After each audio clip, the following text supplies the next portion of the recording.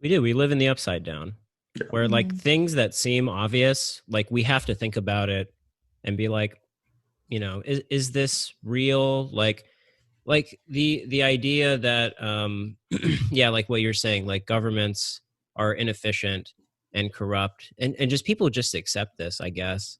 But like it's kind of like running a business, and the fact that if you don't fund it, it's not going to work. Like anything needs resources, whether it's like money or whatever else, or else it's not going to fucking work. So like I was just I just hate the people that she was working for. They're just these like cosmopolitan liberals who they like stumbled into wealth, just like luckily their dad owned a boat dealership, and they like came up and like in with money, and they're like, oh hey, like what about this business venture that like you don't know anything about or give a shit about? They're like, yeah, that sounds good. Is it gonna make me money? Yes. All right, I'll do it, I guess. And then when I get bored with it, I'll just go and do something else. Awesome, sounds great. Like this is what these people do. Because what he was telling her was like, yeah, this is like kind of low priority on my list of projects. So like before all this, like, so why don't you, like, I'm just going to give you more responsibility, more things to like take over. And it's like, okay, like, are you paying me more? No. Yeah. Like, okay, are you like giving me anything extra for doing more work? No. No. Like, we just think it'd be best if you just did everything, so I can like stand back and like do the other shit that I have to do. And it's like, well, people who like suck the sweet dick of business, they'll be like, this is great, like I'm moving up in the corporate chain or like whatever. But she obviously she's a working class hero, and she was like, fuck you, I'm not doing more work for no extra pay or no extra anything. Fuck off. So I mean, probably this is partly why they eventually had to let her go.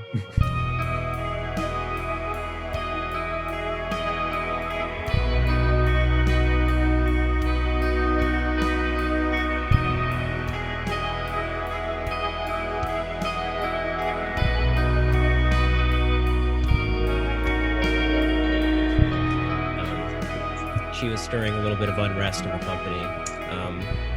She should just go back and like get all her whoever is remaining to unionize. I was gonna say, like, just become a wrecker. Stand right in front of the store.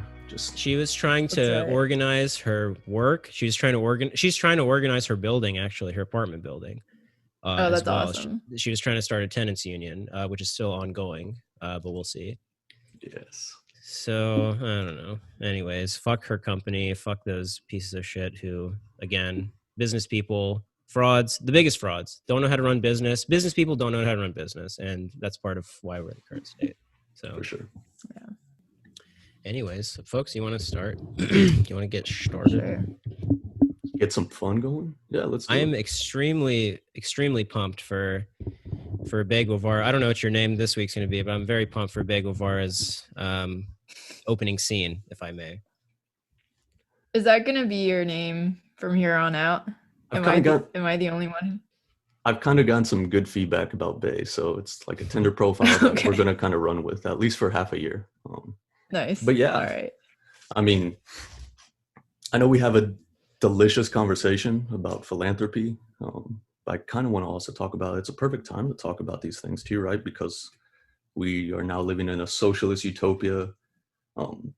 President-elect Biden is picking the most progressive cabinet I've ever seen. Hell yeah, brother. And I know the left is upset because they're a bunch of neoliberal warhawks, but they're of the right identity, so I don't know why they're clamoring about that, okay? So I feel really good. I think the conversation is going to be fun. It's a big fiesta. Dude, imperialism's good if it's run by women, Death and destruction's good if, the commander-in-chief is a gay black lesbian, Everybody knows or that. If they at least ask you your pronouns before they actually like kill you. Oh, for sure. It doesn't Kamala Harris... She has her pronouns in her Twitter bio, right? Just like, I don't even need to hear her policy positions. Like, I'm good, man. Yeah.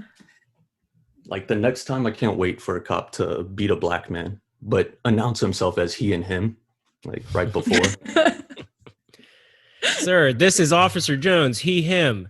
You are in direct violation of the law. This is becoming a kinetic situation. Stand down, I want I don't mind what the officer does after that. As long as Cops doing like the progressive stack in terms of like who they beat up first. All right. Let me see here. We got black trans women. You're gonna get the shit beat out of you first. All right, everybody else, white men, line up. All right, don't go anywhere though, and I know you won't because we're friends. Fuck, sorry, that was like a little dark. A little dark. Sorry. Well, I guess maybe I should just say this quick bit. Welcome back to, I almost said reunion. Welcome back to M&M. It's episode 1, and it's time for some learning. The previous 2 episodes were a time for introspection, extrospection. It was a time for healing. It was time for healing the soul of this nation. And during this transition of Lord Biden, our graceful leader, throughout this transition process, I've been feeling daily more and more assured that our communist utopia is coming true. We have some real identity hard hitters coming in to the cabinet, as Bay previously was alluding to. And I really don't think we have much to worry about in the way of meeting the needs of society coming January 20th, rated R, Biden and Kamala in your house, in your society. Let's do it, folks. Now that we've healed the nation, now that everybody's feeling better, and now that there's no more poverty, and there's no more debt, peonage, there's no more suffering, there's no more war. I want to thank Joe Biden and Kamala Harris for that. Now it's time for examining society on a broader scale. And, you know, here at M&M, we talk a lot about healthcare in the context of health insurance. We talk about pharmaceutical companies. We talk about the evils of these fucking monsters who really dominate our lives, even in the shadows. There are obvious points where they dominate our lives, but even in the shadows. But what's not as talked about, I would say, talked about less, is an entity that we refer to in this episode as philanthrocapitalism. This is not a healthcare specific phenomenon. It is pervasive in our entire world community.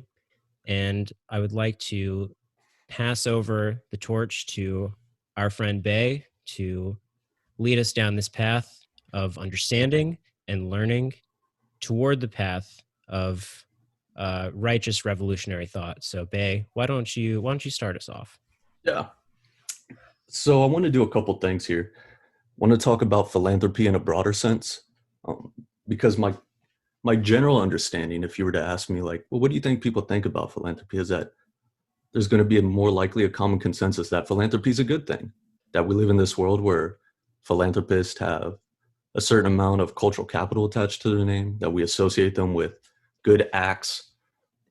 Especially right now is a perfect time to reflect on this, the holiday season. So we're thinking about Thanksgiving and Christmas and all these other holidays that are just, you know, we've already gone through, right around the corner. And so we recognize this. We recognize this by Santa's out in front of Walmart and the Salvation Army. We recognize this by toy drives and Toys for Tots and collecting blankets and space heaters and all this sort of thing. And so right now is the perfect time to kind of understand why philanthropy might actually be a little bit more insidious in our culture and our society.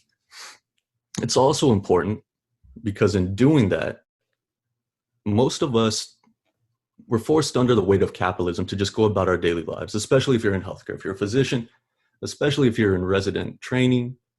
All you're really focused on and concerned about is getting through the day, learning tasks, learning how not to kill patients, learning hopefully that you make it out of this shithole and become an attending and can actually have the requisite skill to provide for yourself, to provide for your community.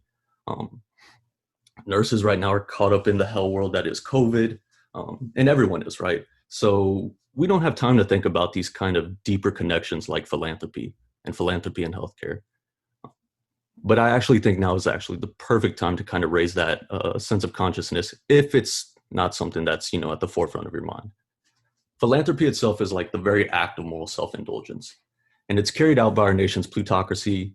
And for all intents and purposes, it's our modern aristocracy.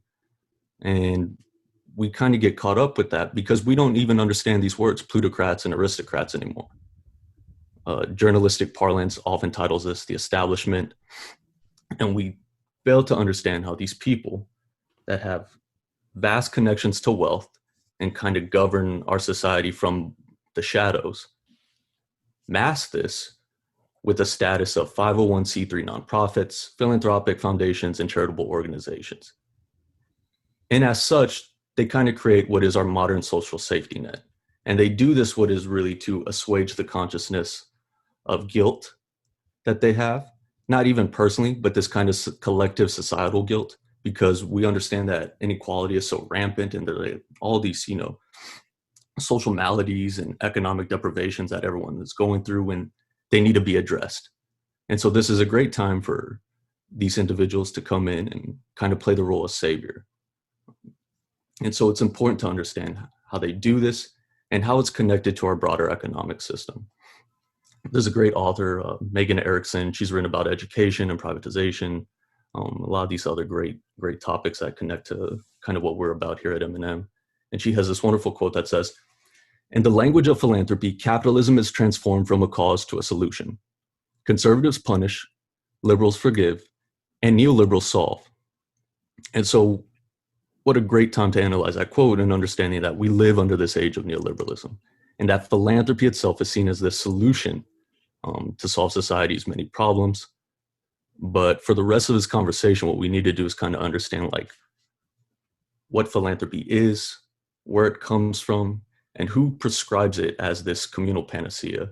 So I'm going to talk a little bit broadly right here, then give a case example of what is probably considered America's favorite philanthropist in Bill Gates.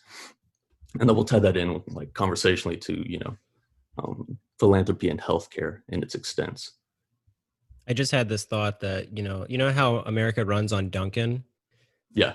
America also runs on philanthropy, in a way, in its own way. And I guess we're going to find out how. But I think that's kind of catchy. America runs on philanthrocapitalism. I don't know, maybe we should make some bumper stickers or something like that. Just maybe we'll talk about it after the episode. Or maybe America runs on Bill Gates's blood. America runs on the blood and bile of global South children. Anyways. Well, yeah. Let's continue. Okay. So for most of us, right? A lot of us are millennials. You got a couple older Gen Xers in the group. So much of us are often informed by Instagram infographics from our young Zoomer comrades who are just full throttle anti-capitalist. Shout out. But we need to really understand how we've conditioned by the hyper-capitalist project of neoliberalism, how this came about in full force under the Reagan presidency, how it gave rise to the globalized financial capitalism that is so pervasive in every action and interaction that we really know and understand, and that we don't know and understand. It really is undergirded by global financialized capitalism. We kind of recognize that in this era, we live in a day-to-day world of vast technological progress. I think many of us recognize this in our day-to-day dealings, from infrastructure, technology, transportation, housing, whatever it is, you name it. We kind of recognize that the world right now, if we analyze it in a historical perspective, it must be the best, right? I mean, we have smartphones and AC seems to be anywhere you need, or heating or anything like that. You really dumb it down to that type of logic where you think, well, the world itself can't be this bad. If you have an iPhone, I don't want to hear you bitching about capitalism, okay? That's right. it. You have the best technology known to man, and you critique society, and yet you participate in it. Anybody who has these thoughts, come see me after class. Keep going. We readily recognize its existence. It's a material reality that's paraded around us 24/7. In fact, we're going to have listeners that are going to come from one divide of the spectrum, which they know it intimately. They're probably brought up in it, and they themselves have gained a consciousness and are ready to rail against it. And for a lot of us, we're brought up either poor or working class, and we know it from a distance, but yet we all know it. And so this is an overt acknowledgement and realization. And at the same time, we kind of recognize that in this world, we have societal betters. We have our Bill Gates. We have our Buffetts. We have our Waltons. We have our Kochs and our Sacklers. And while we can understand a lot of these people insidiously, right, like for all the shit that they've done the past 10, 20 years that has really come to light, we still give them this pass. And it's a kind of a weird dialectic, if you will, for why we kind of hold these contradictions. I want everybody to think about these people that he just mentioned. Like, if you look back in a historical context to like the middle and late Middle Ages, and you think about these aristocracies that are made up of like these like warrior chieftains and like high priests and, you know, some kind of political class that's far above the laboring classes. I mean, we really have more or less the same exact system of governance in terms of there are very few people who own, organize, and manage society. It just looks a little bit different in the 21st century. So take that context with you throughout this discussion, that there are people that manage our lives in the background constantly while giving off the aura of benevolent, giving, caring, ultra millionaires, ultra billionaires. So I want you to think of the current day as very much tied to the historical context that gave rise to the current conditions. Because, like I always say, the present doesn't make any sense unless you understand the past. And the past conditions give rise to the current, which are more or less exactly the same, just looks a little bit different. Absolutely. And the parallels are like impossible to ignore, right? Like the Medicis would paint themselves or like, you know, spend tons of money sponsoring and like, or becoming like the patron of the arts. And they would literally paint themselves as Jesus or like the disciples. And these were like very public works meant to generate certain kinds of images or certain ideas about our societal betters and why they should have it so much better than us. And philanthropy is no different. Yep. I mean, because the reality is, just go into the public right now and ask for responses. Just don't mention these individuals in particular, but ask for responses about philanthropists. And oftentimes it's going to lead to what is the amount of a coronation for these individuals. They're going to speak to their benevolence, their magnanimity, their compassion, their understanding of social ills and how they're responsible, like not responsible, but responsive to them.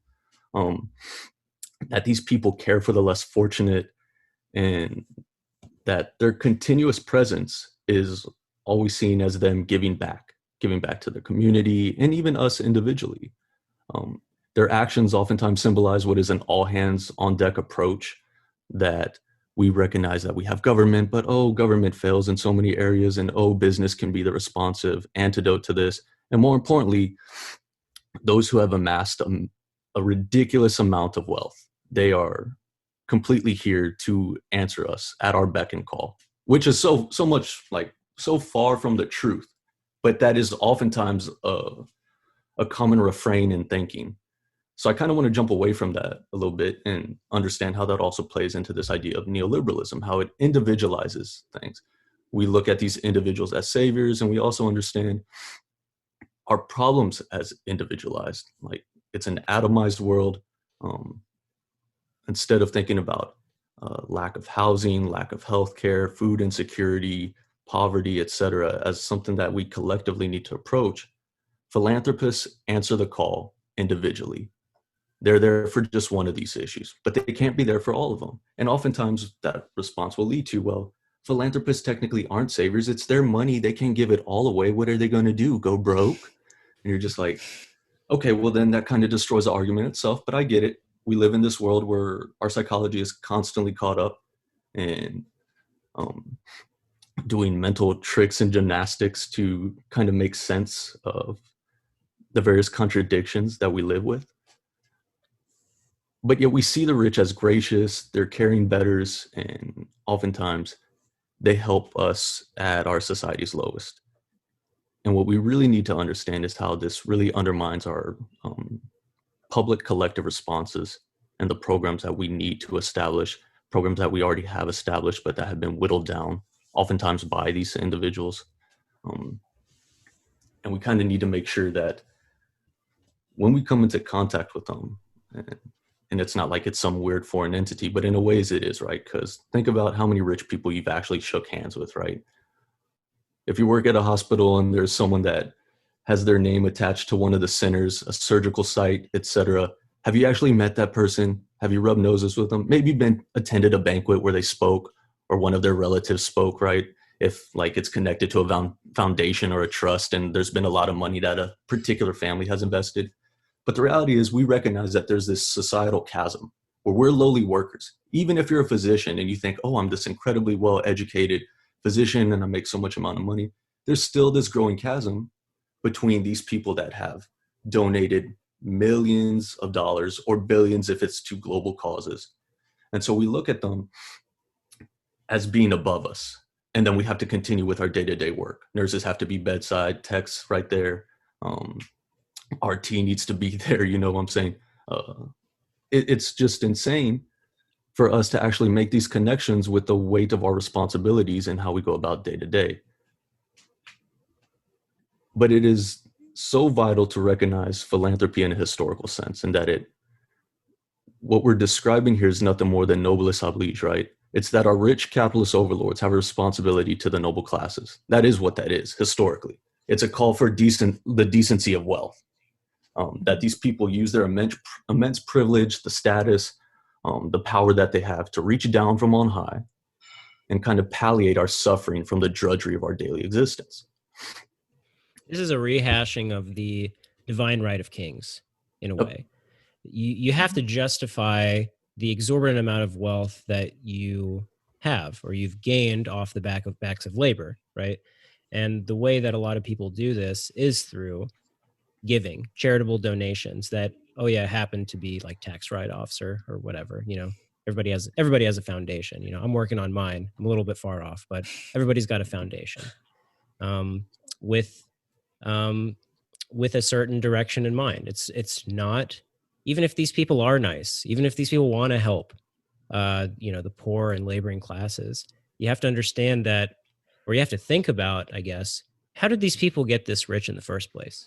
Right? You have to ask the question always, which is the question of the left wing. The question is why? Why does this exist? Why is this happening? Not just accepting it and trying to figure out a solution. And really, that's what we're trying to do today. What has placed these people in this position in the first place that necessitates them having to give reasons why their existence and current state of affairs is justified? And we're here to dismantle that. I would say even like it's even worse than noblesse oblige now, because at least that was seen as like a moral imperative if you were rich. Yeah. Now it's just like a nice thing, right? Like they're like, well, Jeff Bezos could have kept all his money. Like you should be, you know, grateful for all the fucking crumbs that you're getting. Jeff Bezos doesn't know you shit. Yeah. Like people actually think this. Well, I mean, what we're describing is it's really paternalistic conservatism, which is a society where we look uncritically at these people, right? We look uncritically at the conditions that allowed them to come into being and flourish in the first place. And we give them this kind of allowance that propagates what we believe is their continual need to be here and to serve these interests, which we understand is our interest. And it's this weird world where we are so enmeshed and trying to handle our day-to-day material realities. And when we get a break, you know, whether it's a week or 2 weeks vacation, if you're fortunate to work at a place like that, where you don't want to sit there and take the time to kind of go through these type of, you know, this social composition, you don't want to think through these things. You just want to go to the fucking beach. You just want to go eat, sleep, do whatever it is to recuperate, because you got to go back to hell world in a week or 2 weeks, right? So it is kind of sad that like vacation under like 21st century like neoliberal capitalism is shutting your brain off, right? Vacation is not like human flourishing. Vacation is not like putting yourself in a place that you're not normally able to go, right? It's just like, hey, off button on the brain. It's really sad if you think about it. No pursuing reading or arts or any type of you know, personal interest that you might have. It's really just, okay, power on, power down. Like very much in the light of industrial capitalism still. Like there are remnants of this kind of like thinking and way of life, which is power on, power off. Yeah, like get it done or rest. And there's really no other way out of it. Mhm. Because if you don't rest, you go crazy. And if you go crazy, you're not a productive worker for the man, and then that means that you're useless to these people, right? And you can't be useless because what's attached to like our work here, like our healthcare, Hmm. all these type of things that we have such a vital connection to, that it creates a subservient class makeup where you don't want to rock the boat. You don't want to Yeah. be upsetting these individuals because we have to rely on a job at minimum, let alone rely on their favorable outlook on us, which is really connected to how philanthropists get to pick their charity projects. Okay, philanthropists don't answer the bell to all of societal issues. When you actually look into the research, a lot of money that philanthropists do donate, whether it's through grants or all these other mechanisms that philanthropy has kind of set up and structured, they're not going to these things. They're not necessarily going to poverty. They're not going to, food deserts and creating any type of need. They're not meeting. What they do is they're very selective. They're selective. They give to the arts. They give to cultural foundations. They give to sports. It buys them interest. It buys them access. So oftentimes you see these people use their quote charitable benevolence to just further enrich themselves in numerous ways, apart from just wealth. We tacitly acknowledge that individuals are graciously operating with this paternalistic obligation to their communities, and we leave it at that. And we should honestly rethink about how we even employ the language of communities when we're talking about them. Because are they really their communities? We live in this world where we think like, okay, well, everyone's here. We understand it's not like a king in his high castle and all the serfs and peasants, working the grounds, raising sheep, whatever. It's much the opposite. We think everyone's interconnected. I see Bill Gates on Twitter, on Instagram. I see him fucking turn on CNN every Saturday or Sunday, and this motherfucker's being interviewed by Fareed Zakaria or someone like that. So we Doing think, epic clapbacks at Trump. oh yeah, exactly. So like we view these people as Love it. connected to us, and we're like, you have got to get out of the mentality. And hopefully that's what this podcast might do if you're kind of clinging to that belief. And it's that the idea that the communities that they quote serve aren't their communities. They don't live in them. I mean, look at the questions that when Bill Gates has been asked, like, oh, what does a roll of toilet paper cost? Or you've seen that shit. They asked Yeah. Donald Trump that, and that motherfucker, was like, oh, well, it's very evident that they don't even shop. Like, these people aren't going to the grocery store. Someone's doing that for them. All the most basic acts of life, these people are sheltered from. So when we talk about them serving their communities, that's itself an inaccurate lie.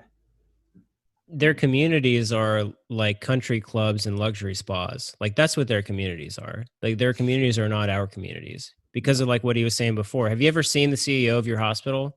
I haven't. I've seen him on Google Images. I don't think that counts. That's the only place you'll ever see these people. Maybe if they're shaking hands, at a ribbon cutting ceremony for a new pediatric hospital or some bullshit like that, fine. Or like, hey, we just gobbled up another rural hospital and, fired half of the staff and now we're going to be profitable, baby. But we're doing good things for the communities. We slap our name on the end of it and we're, benevolent deities who are helping rural medicine. This is maybe when you'll see these people, but their communities are not our communities. Like think about owners of sports teams, right? What they do is extract wealth from these cities, and their justification would be, well, hey, we built these restaurants in the city center, we're providing jobs and all this. Hey, like what if the government owned this sports team and they could put that money into public education, they could put this money into transportation, housing. That's money going back into communities. That's communities being self-sufficient, not people coming in and extracting wealth, because that's what these people do. This is not a shared global community. That's that's propaganda, my friends. These people don't care about you. They don't even know who you are, and they don't care to know who you are, because their goal is to increase return on investment and to increase their control of society. And they'll do whatever they can to achieve those means, including throwing their name on some kind of charitable institution and saying, my work here is done. Like, in order to understand like this reputation laundering that they do, on top of other sins that that kind of serve as the bedrock for philanthropists that go uncritically unacknowledged, I think we should take a real close look at what is philanthropist public enemy number one, Mr. Bill Gates, and let's have a conversation about him, right? So I want to talk want to talk a little bit about his backstory and how he came to this place of social prominence, where we look at him as this generous uncle or aging yet young grandfather who sits on a rocking chair and yearly gives us his favorite books, and comes out on some video with Barack Obama, America's favorite neoliberal. And we kind of view him as this turtleneck or sweater wearing kindly individual. Yeah, oh my God, his haircut is so bad. Yeah, his haircut is so terrible. He must be a nice person. He's so down to earth. He can't even afford a freaking haircut. Poor guy, you know? I mean, really, I see the appeal of like painting these people as, you know, like the Walmart greeter. They're dressed in like, you know, some basic $30 acrylic sweater, and like they're your friends. They're just like you know? I can see the appeal of aesthetically painting the picture of these people being just like you, because you want to feel that way. You want to feel connected to these people, even though you are far closer to any person without a house than you will ever be to somebody like Bill Gates. And it's not even close. Absolutely. Like, most people recognize Bill Gates as the founder of Microsoft and this billionaire tycoon, you know, but we also recognize that he's built up this enormous fandom, especially here, like in America, where we attach these fandoms to these fucking parasitic vampires like Elon Musk. So they get these sycophants that just come like running to take a bullet for them anytime, like, you kind of want to throw a little bit of shade at them, right? Like, people are going to like put on the cape and come save them, which is hilarious in itself. But if you really understood Bill Gates right now, what you're really going to probably attach to him is his philanthropic works, especially in global health development. You're going to recognize him for putting his name out there with combating infectious disease. You really see that with COVID. I mean, wasn't this the guy that was out there telling Trump not to get rid of the department that was specifically looking at like studying pandemics in the White House and things of that sort, talking about not leaving the World Health Organization, that these obviously aren't smart actions you should be doing at this time. And they're always framed very professionally and politely, but it separates himself. It distinguishes Bill from the idea that he is completely separate from this crude troll that happens to be orange and yellow and looks like melted mashed potatoes in Donald Trump. Delicious. So like, the media parades him out like with great affection as this billionaire savior who has committed enormous amount of wealth to worthy causes. So God knows, I'm sure he's been at Davos, like the World Economic Forum, every fucking year for the past 10 years. And they've obviously solved so many of our social issues.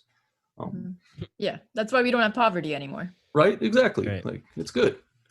We see Gates as like the preeminent individual attached with the effectiveness of philanthrocapitalism, which is the idea that philanthropy and capitalism can be merged into something that is productive and beneficial. So think about the individuals that scream for, we need green capitalism, we need kinder capitalism, without ever acknowledging that the issues that we face are simply because capitalism in itself cannot take on the moniker of something else truthfully. It's just capitalism that is causing these issues. But when we do so, we dissociate ourselves and believe that it is possible, that a philanthropist can come and save us, that he can meet the needs of the global South in providing vaccines for malaria and creating, water like infrastructure and irrigable lands, and create a more prosperous agriculture in Africa. All those type of things we dream about in this weird sort of sci-fi utopia world. And that is probably truly where Bill Gates kind of resides in our collective social consciousness. This person that is completely antithetical to Donald Trump, and therefore it's so great that with Joe Biden's election, we have returned to this era where we can be saved by people that have earned their status. And I kind of want to tear that apart right now. And let's get into the history of how Bill Gates created his wealth and how the Bill Gates Foundation and the Bill Gates Trust Fund itself was created out of what are incredibly toxic, manipulative business practices born of the economic boom of the 90s. Okay. Go off, King. So like the people are feasting on your words. Let's go. So let's get into this shit. So the whole genesis for the Gates Foundation, like it finds itself in this long historical trend of like the grotesquely rich who have used their wealth as a prop. And this prop is in the form of generous philanthropic gifts where they purchase like social forgiveness. And it even renders past crimes and detestable acts invisible. And therefore, it also serves as a modern justification for their wealth, and it affords them the power that they have collectively over all of us. So it's a tool of social placation. It keeps us from questioning the conditions that allow this inequity to persist. So Gates's money was essentially created through a monopoly that was maintained through typical monstrous business practices. Microsoft had the rights to an early operating system, DOS, right? Which they had modified and they sold to IBM for personal computers. And this created like enormous growth, along with clone PC makers at the time that wanted the same operating system to therefore use to attract software developers. And these software developers would create apps, and by and large, the PC became useful. Everyone had to have it. And Bill Gates and his fellow, the fellow, not CEOs, but vice presidents like Steve Ballmer, et cetera, they all demons in arms. Exactly. They all got fucking crazy rich off of this. What happened is this gave Microsoft what is titled network effects. This is an economic term. So economists realize network effects as being a major driver of monopolization. It's when you jump into a market early, like you're an early market leader, as Microsoft was. And therefore you have this incredible advantage of building up a bigger network. And this larger network, oftentimes it requires a uniform standard. And this uniform standard is broadly used and benefited from, but the person that benefits financially are the people that hold these rights, right? Which in this case, it's Microsoft and Gates himself. So what they do is they use network effects to extract massive profits, but they also use it to rein in, control, and shore up markets where new technologies are being developed, and therefore that's used to crush new competitors. So competition is kind of done away with because they have such an enormous weight behind them. They can just put all this leverage and power into removing these brand new competitors in the market and forcing it to kind of adopt to Microsoft's demands and standards. And the funny thing is, even during this time, there were sympathetic writers who were writing on biographies on them and talking about these practices. And they themselves even called out Bill Gates for a lot of these type of actions, oftentimes comparing them to one of the Gilded Age robber barons of yore, right? And it's kind of funny because, go ahead. No, like growing up in like the 90s, like what I remember is the Bill Gates from like the Simpsons episode where like everyone hated him. Like the antitrust litigation was like, he's a shitty person. He's an awful nerd. He's terrible. So like to see that shift into what he is now, this like, this philanthropic, good-hearted, nerd who just wants to give, like, I think it just speaks to like how successful his like PR campaign has been. Yep. Like it's funny because we understand it as Gates and Microsoft's success and the success that came out of the 90s and led to, up until 9/11, what seemed like a fairly prosperous country where all these issues that were still very much prevalent, but they were overlooked because capitalism had won. It was the end of history. And the reality is it was laying the groundwork for what is our modern second Gilded Age. And in doing so, in order to back Bill Gates' reputation up, he created what is really should be understood as the second golden age of American philanthropy. The original Gilded Age of robber barons, the Carnegies, Rockefellers, etc., Vanderbilts, you name it, created the initial philanthropic golden period, where philanthropies were rising to meet all these issues left and right.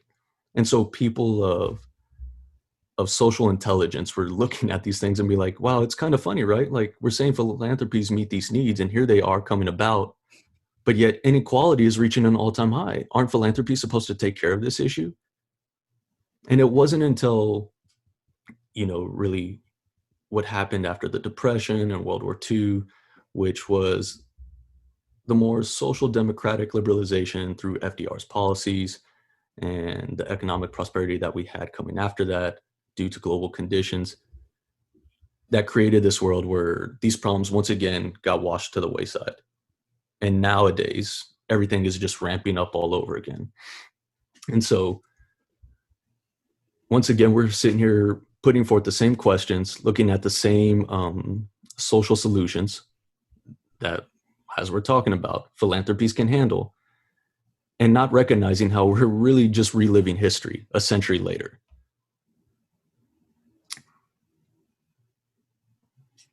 Microsoft themselves sold over 90% of the PC operating systems in the 90s and 2000s. And this success was not just driven by business savvy in an unethical sense, but attached to, business logic of ingenuity and marketplace creativity.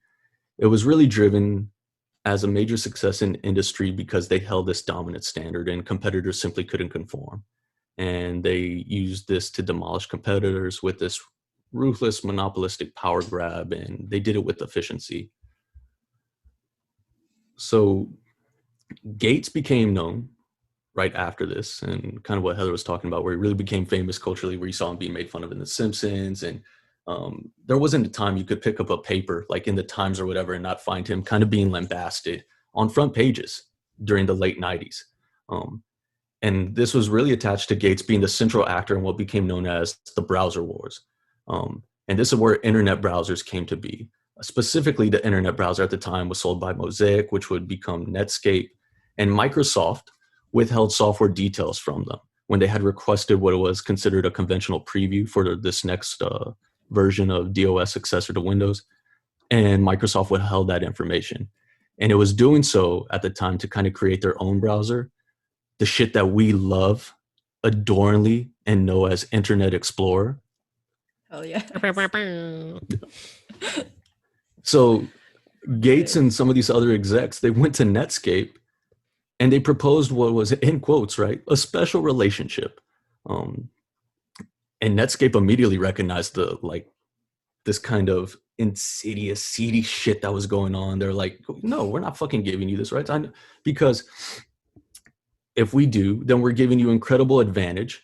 And it would have been where Microsoft was seemingly universal in all updates. So its network effects get even magnified even more. So Microsoft, using this heft, this musculature, if you will, in the market,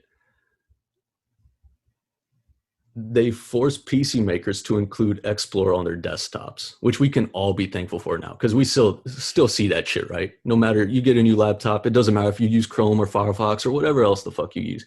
You certainly still see that Internet Explorer icon there. Thank Bill Gates in the late 90s for this shit, guys. So that was the original, you know how Apple put fucking U2 songs on your iPod? Yes. And people were so fucking mad.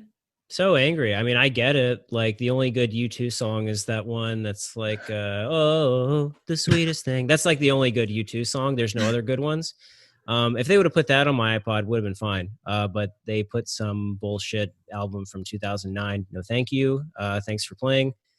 But yeah, this was really the inception of this thought, is Bill Gates being like, hey, Netscape seems like it might be a pretty big market competitor. So let's just put Internet Explorer on every single Windows computer for free. Let's just make sure we secure that market dominance. And it's funny because he used this typical business rhetoric to justify this. where it's what you hear so much today. And he said it was consumer choice, that the customers who buy Windows had decided what's in Windows. And so everyone's Sure. like, oh, okay, well, Yeah. everyone must love Explorer. That's why everyone's using it. And it was Mhm. funny because at the same time, Bill Gates was at a dinner, a private dinner with politicians, and he is on record as saying, of course I have as much power as the president, which goes completely against just telling you that Sick. consumers have power and they dictate choices, that it is this pull the wool over your eyes, and we're really making a business choice to increase our profits, increase our shares, and just completely overwhelm the market. So the market isn't even a market. It's just our business. But if I reframe that and I use the language that is most popular in society of saying, well, it's the people that are choosing this, well, then they're going to eat that shit up. And I can't wait. So eventually what this does is it raises the Justice Department's eyes. The Justice Department finally realizes that, hey, there's some stuff that's going on here, and they create an antitrust investigation. And it's really looking at Microsoft's incredibly aggressive business practices, and it's this long drawn out thing that occurred over 18 months. And Gates's reputation is being shredded. Like during the trial, like with his taped testimony, he's coming off as petulant, a whiny child. He's being evasive. He's very condescending in his interactions with like the prosecution and their questions. And it was found out that so many of his responses were directly refuted by simply emails that they had obtained of his own words. So the nightly news is just dragging this pasty motherfucker. And everyone's like, oh my God, like, right? If you're left at the time, it's like, oh, great, we're going to tear down this billionaire and this is wonderful. And that is not how history unfolded, unfortunately, because Gates, in a brilliant move, did a complete PR campaign. And what they did was essentially it was understood as a charm offensive, where between the year and a half that the trial took place, Gates contributed $20.3 billion to the Gates Foundation. And there was a wealth manager at the time that literally was on the record stating as the description of this act as his philanthropy has helped him rebrand his name. And we today are living with rebranded Bill Gates. We don't understand the monopolistic IT monster of the 90s that, you know, was ubiquitous for being just a piece of shit like all these businessmen are. Instead, now he's the kindly older gentleman that goes to Africa to provide mosquito nets to poor black children. So altogether, the story of philanthropy, no matter who you look at, it's really the story of what we just heard in Bill Gates. And of course, there are differences. And I know someone's going to want to say, well, not every philanthropist is like that. But the reality is, we're not talking about individuals. We're talking about a system, and we're talking about a particular structure that we all come into contact with. And so the meat of this example is not simply that we should view Bill Gates differently or that we should individuate our attention on this case-by-case basis. Like, we don't want to get roped into that argument. What we're really calling for is a drastic rethinking of why philanthropy is so prevalent in our nation, and how, in particular, this period in the late 90s and 2000s ushered in this, what is considered the second age of American philanthropy, that we should honestly really go after why it is adjacent to our second Gilded Age. Like, a historical accounting has to take place. I totally agree with that. And I do want people to just hate Bill Gates again, because like he is just a heinous asshole. Like the next time you see that motherfucker buying Totino's pizza rolls, flip him off, please. Like, that's right. Like he would interrupt like Microsoft meetings and like presentations from his like, you know, underlings and just scream at them that like they should give up their options and join Peace Corps or some shit. Like he was not a nice guy. Like we should make that clear. Allegedly. Half turtleneck sweaters can be deceiving. You really should think about the substance of the person before you really shouldn't judge a book by its cover, because Bill Gates looks like a cuddly teddy bear that maybe you want him to be your grandfather, the grandfather you never had, but he's not. I'm sorry, folks. He's really not. Although I do like the image that I have in my head of like going to the market with my wicker basket and like picking out a couple pounds of Internet Explorer over Netflix or over Netscape. Just a few kilograms here of Internet Explorer, maybe a little bit of Netscape just for just to have a little bit of Variety. this, a little bit of that. Yeah, a little bit of variety. You never know. Excellent expose, my friend. And I'm hearing all of the people. I'm hearing them already. They're in my ear. I'm trying to go to sleep at night, but then they're popping up over the mattress, just sticking their head above the mattress and think, but they earned their money. They can do whatever they want with it. I'm a heavily indoctrinated subject and an apologist for the worst people imaginable. The free market will prevail. I'm hearing you guys.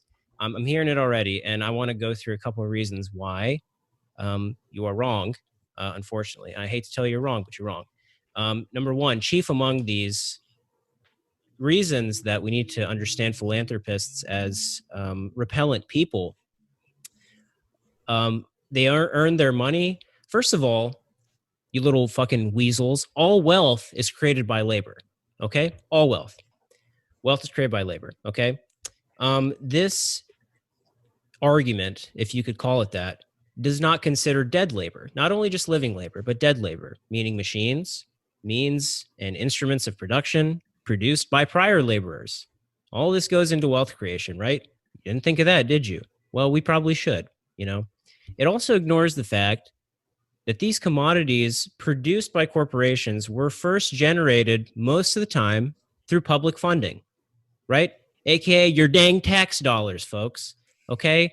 A lot of the technology you enjoy today are financed through public taxation, just public dollars in general. So these amazing advances in technology, a lot of it comes from you and the people you live with, okay? Just like that COVID vaccine we're all going to have to pay for. Just like that COVID vaccine. You got to love it, folks. You financed it, but guess who gets the profits for it? Got to think about that a little bit. Not only those things, these shitheels are dodging paying taxes, which could be used to fund the basic human needs and social services that would make philanthropy obsolete, right? If you actually tax these people, maybe them giving their own money to these causes wouldn't be necessary. Got to think about that. Philanthrocapitalists, Bill Gates chief among them, they accumulate wealth to fund foundations, which receive tax benefits on investment returns and grants that accords them full control of distribution of that wealth through the foundation. So basically what I'm saying is, hey, I'm the one with the money, so I can do whatever the fuck I want with it. All right, well, every single region, geographic location has different needs at different times. And for some rich person to decide, well, this is the most pressing issue at the time, doesn't really seem democratic, does it? I don't know. Maybe like your tax dollars going toward something meaningful that you have direct control over would be a better way to meet the needs of society. Maybe. Not only that, are these donations actually just blood money, right? Profits from unsafe working conditions and corruption. I mean, how do these people get their money in the first place, right? Got to think about that. And, historically speaking, if the engine of change is oiled with social movements and revolutionary organizations, labor unions, why the fuck should we trust business, who chief among these other entities has resisted institutional change, to carry out stated goals of social transformation? Why should we trust these people? They are counter to the goals of the betterment of society, no matter what they want to tell you. Because the fact is that the reason inequality exists are disparities in ownership of means of production and land in our entire organization of society. The reason for inequality stems from the mere fact, it's not quite a zero-sum game, but it's close. The mere fact that in order for there to be winners, there have to be losers, right? And as wealth concentrates, like our political leaders and the system lean in that direction of that concentration. Like the wealthy have never wanted to pay for services, okay? They don't want to pay for services that they don't use because they can purchase anything at their whim. Anytime that they need something, it is at their fingertips. They have fucking wealth. So like the framing of the world as a marketplace where everything is on sale, to them it's idyllic. But for most of us, it's death. Yep. This is a vast misunderstanding of power, right? Why would Elon Musk want a universal healthcare system when this motherfucker can go out and buy health insurance, at whatever health insurance he wants, at whatever premium he wants, whatever deductible and copay that he wants? It doesn't matter to him. This dude's a fucking 100 billionaire. What the fuck does he care? Why would he want to put any money that he doesn't need to put into a single payer universal healthcare system? Why should this dude care? He doesn't. And it's clear that he doesn't. And none of these people do. Even if they signal toward it, they really don't care that much. There's probably some reward coming down the line for them, whether that's a moral reward or financial reward coming down the pipeline. So these people shouldn't be trusted. And if you don't believe me, history justifies what we are saying. All of these people have contributed to the inequality that we have today. It wouldn't exist if we didn't have these disparities in wealth and income that are created by these same people. Right. And not only that, like, you know, we've had decades now of philanthropy, right? I mean, centuries, if you count like all the noblesse oblige and like, you know, like wealthier classes of like other centuries who would, you know, supposedly give to the poor. But we still have fucking poor people. We still have homelessness. We still have medical debt. Like, these problems aren't getting better. In fact, like they said, they're getting worse, right? So like this solution that these people are proposing over and over and over again is ineffective. So when are we going to actually stop it?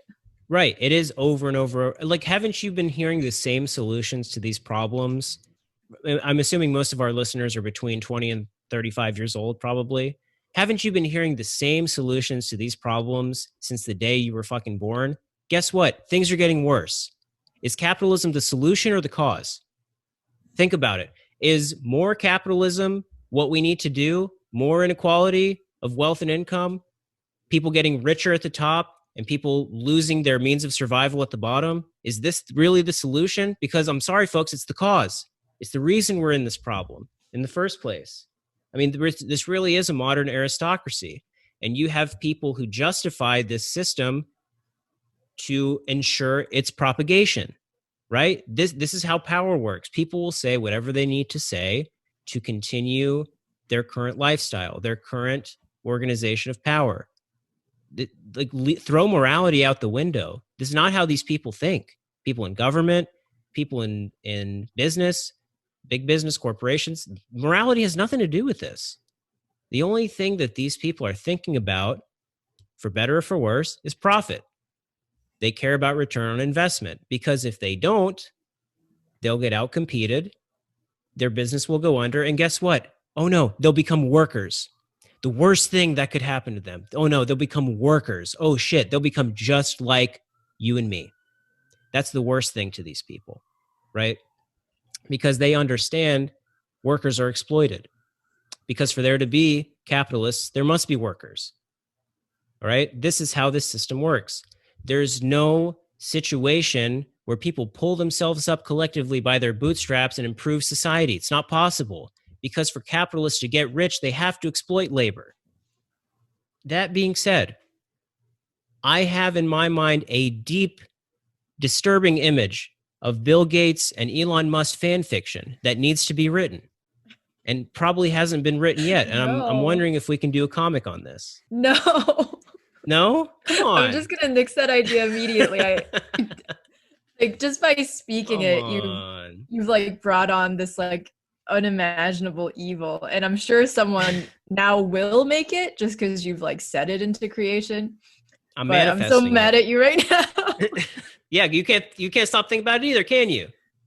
It's not just me. It's gonna be all of you. I hate that. His throbbing rocket was inches. Okay, I'm sorry. All right, let's maybe feel his pulsers. Oh my god! Oh my god.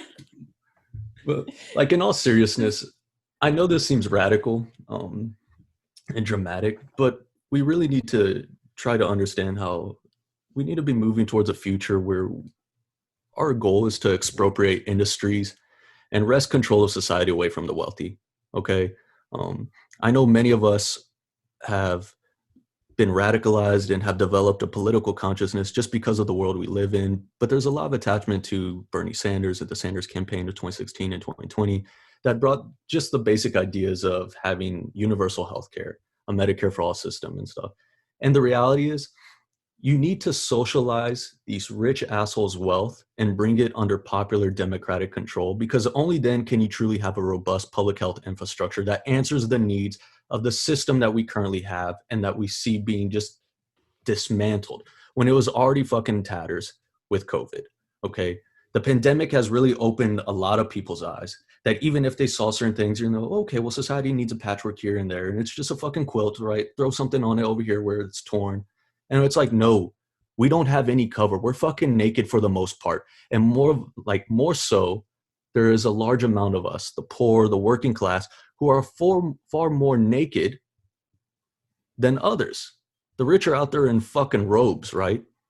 And we're out here just fighting for fucking crumbs. So if you want a fully covered and funded universal healthcare system, it can't be done just through democratic welfare and simply saying, well, we'll tax the rich a little bit more. That's great. We're certainly going to do that. But we need to understand how there has to be a larger political imagination that sees that as just a tiny sliver of what we need to do, okay? We live in this world where it's always tax cuts for the wealthy and budget deficits for the rest.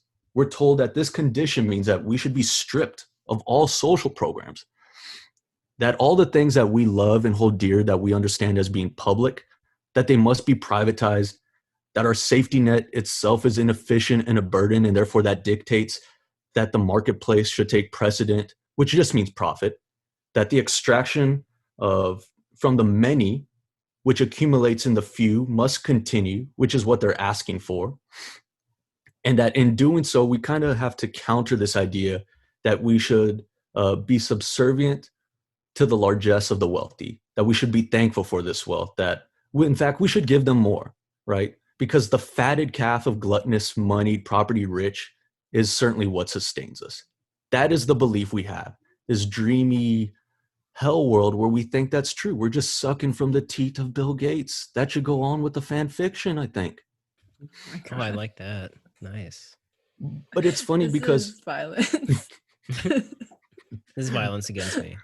But the funny thing is, like, if you really don't believe that, if you think Bill Gates is doing a great job and we still need his contributions and input, then think about this quote from former Gates Foundation CEO, or chief, not CEO, Patty Stonecipher, where she said that the giving that they do is simply a drop in the bucket compared to government's responsibility for addressing the issues of our time.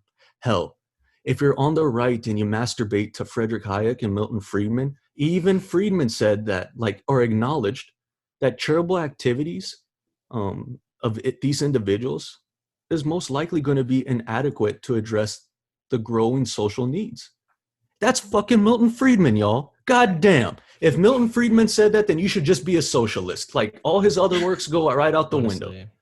Yeah, like market fundamentalists to the nth degree. Like you heard it from the horse's mouth here, right? Yeah, but the point of like charity, like we keep saying, isn't necessarily to actually alleviate these social ills. It's to launder these fucking wealth criminals' images in the public's mind. It's to actually like just sublimate our demands to redistribute their wealth in a meaningful way with these like shitty little gifts. It is not meant to help people. Seldom have I ever questioned the end. Still I grow frost when I'm reminded.